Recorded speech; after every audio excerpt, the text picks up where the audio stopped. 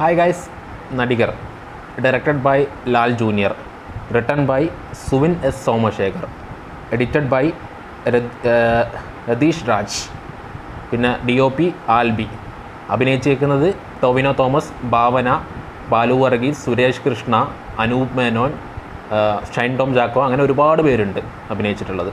പടത്തെക്കുറിച്ച് മൊത്തത്തിൽ പറയുകയാണെങ്കിൽ പടം ഭയങ്കര കളർഫുൾ പടമാണ്. ഒരു രക്ഷയില്ലാത്ത മേക്കിംഗാണ് പടത്തിൻ്റെ മേക്കിംഗ് എന്ന് പറഞ്ഞിട്ടുണ്ടെങ്കിൽ ഒരു കിടലം മേക്കിംഗ്, ഭയങ്കര കളർഫുൾ ആയിട്ടുള്ള ഒരു പാർട്ടിങ് മൂടുള്ള ഒരു മേക്കിംഗാണ്. ഭയങ്കര മേക്കിംഗാണ്. ഇപ്പം നമ്മുടെ ഇപ്പം ജീൻലാലിൻ്റെ അറിയാം. നമുക്ക് ഇതിനു മുമ്പുള്ള ഹണിബി ആണെങ്കിലും ഡ്രൈവിംഗ് ലൈസൻസ് ഒക്കെ ആണെങ്കിൽ ആ ഒരു എനർജി ഉണ്ട്, ആ ഒരു മേക്കിങ്ങിൽ എനർജി. പക്ഷേ പടത്തിലൊരു ത്രൂ ഔട്ട് പടം പോകുന്ന ഒരു ടിപ്പിക്കൽ ലൈനിലാണ് പടം പോയിക്കൊണ്ടിരിക്കുന്നത്. അപ്പം നമ്മളിപ്പം അതിനകത്ത് ടൊവിനോ തോമസ് ആണ് നായകന്, എല്ലാവർക്കും അറിയാം ടൊവിനോ തോമസ് ആണ്. അപ്പോൾ അദ്ദേഹം ഡേവിഡ് പടിക്കൽ എന്ന് പറഞ്ഞൊരു സൂപ്പർ സ്റ്റാറിൻ്റെ റോളാണ് ചെയ്തേക്കുന്നത്. സൂപ്പർ സ്റ്റാറിൻ്റെ ഒരു കഥ എന്നുള്ളൊരു സെറ്റപ്പാണ് ഈ ഒരു സിനിമ എന്ന് വെച്ചിട്ടുണ്ടെങ്കിൽ. പക്ഷേ നമ്മളിപ്പം ഈ സംഭവമൊക്കെ പണ്ട് നമ്മൾ സരോജ് കുമാർ കണ്ടിട്ടുണ്ടല്ലോ. അപ്പോൾ അതേ ഒരു സാധനം തന്നെ. അദ്ദേഹത്തിന് ഒരു സിനിമയിലേക്ക് അഭിനയിച്ച് കഴിയുമ്പോൾ ഒരാൾക്ക് അറോഗൻസ് കയറുന്നത്, അതിന് പുറകെ ഉണ്ടാകുന്ന ഒരുപാട് പ്രശ്നങ്ങൾ, അതൊക്കെയാണ് ഈ സിനിമയിൽ മെയിനായിട്ട് ഡിസ്കസ് ചെയ്ത് പോകുന്നത്. പടം എന്ന് വെച്ചിട്ടുണ്ടെങ്കിൽ ഒറ്റ ലൈനിലങ്ങ് അങ്ങനെ പോവാണ് പടം പോയിട്ട്. പിന്നെ ഒരു സൗബിൻ ഷാഹിർ ഒരു പ്രധാനപ്പെട്ട റോൾ ചെയ്തിട്ടുണ്ട്. ഒരു മെയിൻ റോളാണ് സൗബിൻ ഷാഹിറിൻ്റെ. രസമുണ്ട് എല്ലാവരുടെ ആക്ടിങ്. ഇപ്പം ഭാവനയൊക്കെ ആണെങ്കിൽ തന്നെ ഭാവന കുറേ കാലത്തിന് ശേഷമാണ് സിനിമയിലോട്ട് തിരിച്ചു വരണം. നന്നായിട്ടുണ്ട്, ഭയങ്കര സന്തോഷമുണ്ട് ഭാവന അങ്ങനെ തിരിച്ചു വരുന്ന കാണാനൊക്കെ.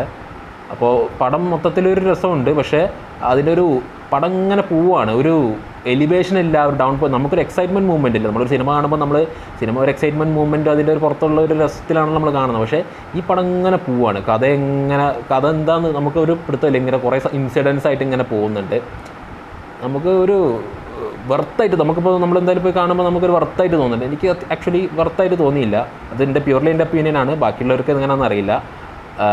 പക്ഷേ ഇതിൻ്റെ ഒരു ക്ലൈമാക്സിൽ ഒരു സീനൊക്കെ ഉണ്ട്. ഒരു സിനിമയ്ക്കുള്ളിൽ സിനിമ കാണിച്ചിട്ട് ആൾ ഭയങ്കര ഒരു സെറ്റപ്പ് കാണിക്കുന്ന സാധനമൊക്കെയാണ്. പക്ഷേ എന്തോ എനിക്ക് അത് വർക്കായില്ല. എനിക്ക് ആ ടൈമൊക്കെ ആകുമ്പോൾ തിയേറ്ററിൽ നിന്ന് ഇറങ്ങി പോയാലോ എന്നൊക്കെ തോന്നിയായിരുന്നു. ആ ഒരു നമ്മളിങ്ങനെ എക്സ്പെക്ട് ചെയ്തുകൊണ്ടിരിക്കുക നമ്മളിപ്പോൾ. കാരണം ടൊവിനോൻ്റെ പുതിയ നല്ല നല്ല പടം ഇപ്പോൾ ഈ ട്രെയിലറൊക്കെ കണ്ടപ്പോൾ നമ്മൾ ഭയങ്കരമായിട്ട് എക്സ്പെക്ട് ചെയ്തു. ഭയങ്കര രസം ഉണ്ടാവും. നമ്മൾ ആ ഒരു കളർഫുൾ പരിപാടിയൊക്കെ കണ്ടിട്ട് ട്രെയിലർ കണ്ടിട്ട് വേറെ നമ്മൾ സിനിമ കണ്ടപ്പോൾ സിനിമ ജസ്റ്റ് ഒരു പ്ലെയിൻ മോഡിൽ ഇങ്ങനെ പോയിക്കൊണ്ടിരിക്കുകയാണ് സംഭവം.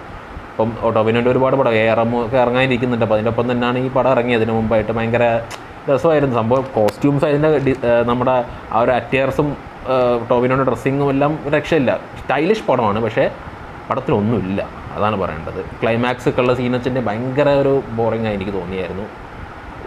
മടുത്തെന്നുള്ള സെറ്റപ്പായിരുന്നു. ഇത് പ്യൂർലി എൻ്റെ ഒപ്പീനിയനാണ്. നിങ്ങൾ പടം കണ്ടിട്ടുണ്ടെങ്കിൽ നിങ്ങൾക്ക് എന്താ തോന്നിയെന്ന് വെച്ചാൽ നിങ്ങൾ കമൻറ്റ് ബോക്സിൽ പറയാം. സോ അടുത്തൊരു പടമായിട്ട് വരാം. Thank you.